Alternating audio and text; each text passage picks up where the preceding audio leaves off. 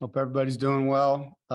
Start off with the game against Clemson. It was a hard fought game. I thought, our guys were excited, practiced well. It was a 4-quarter game. And, as you watch the film and study what happened, they made a few more plays than we did. We made a few more mistakes than they did. And really, that's what it came down to. You go back to our game with them a year ago that we won. It was kind of a role reversal.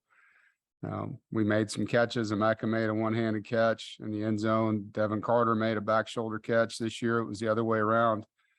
And we had our opportunities. You got to give Clemson's players credit. They made some great plays. We had 2 turnovers that led to 10 points for them. And we dropped 2 interceptions. One right before the half would have prevented a score. They scored a couple plays later. The other, Aiden, dropped, which might have been a pick 6. There was nobody on that side of the field.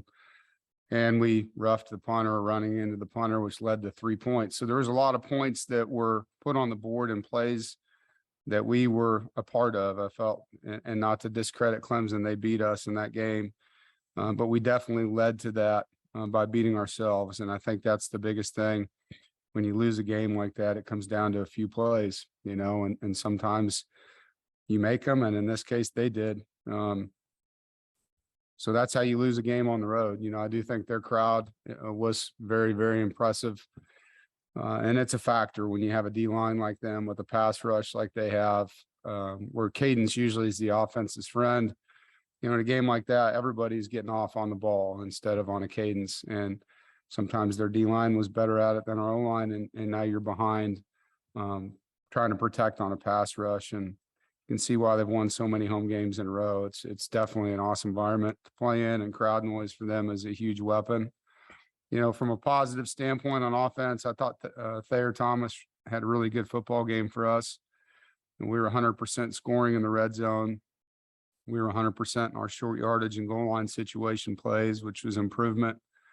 They opened the game with the drive for a score. We opened the game with an answer with a drive and a score, and both were long, sustained drives by both teams.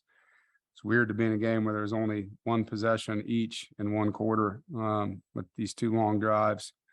Negatives, we had 3 pre-snap penalties, and one of them really hurt us at the end of the game on a snap that became a fumble. We had 2 turnovers, which I already discussed, and we didn't have enough explosive plays, which you can credit to Clemson's defense. We only had 5, and it's hard to score enough points, with drives that have to be sustained and sustained and sustained in a place like that.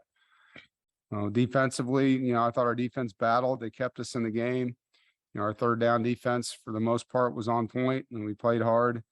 Negatively, we just at times started pressing and not trying to do our job, trying to do someone else's. And inevitably, when you do that, you make mistakes.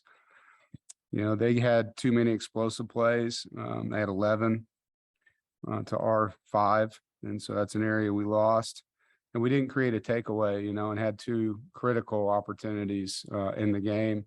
Just those 2 plays alone.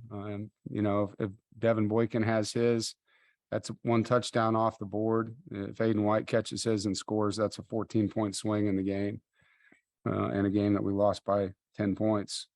So this plays like that you have to make in games like that, particularly when you're on the road. On special teams, I was really proud of Chris Dunn. This was a game a year ago that he had his worst moment, in his career. And I know this was a game that he had circled, and to come back and kick the ball the way he did, to nail a 49-yard field goal and be perfect on all his attempts.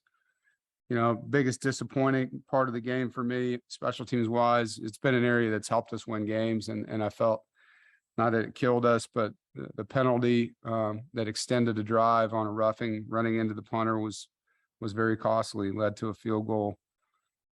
Positively, Chris Dunn, I thought, did a great job. I thought our kicker on kickoffs, Colin Smith, our punter, our missile coverage, Daryl Jones really was a bright spot covering punts, had a couple solo tackles. So a lot to play for, 8 weeks, 7 games. And that's kind of how we've broke it down. We got a 7-game season here. And as you know, the landscape of college football changes dramatically every week, every single week. And so it's a 1 week at a time deal.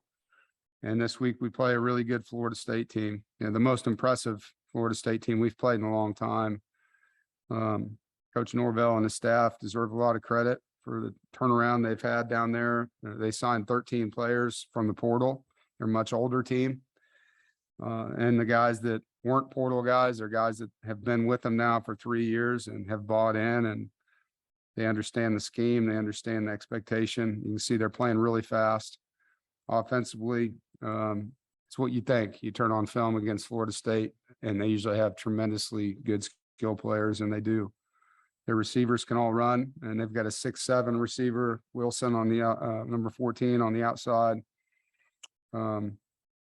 Tight end Douglas is a great player. Their O-line's playing better. It's been an area they've struggled in the past, and they're playing much better on the O-line. They're very balanced, averaging 200 yards plus in rushing. So you got to give them credit. Offensively, they've improved a lot. On defense, they're fast. You know, they don't do a lot, but they do it well.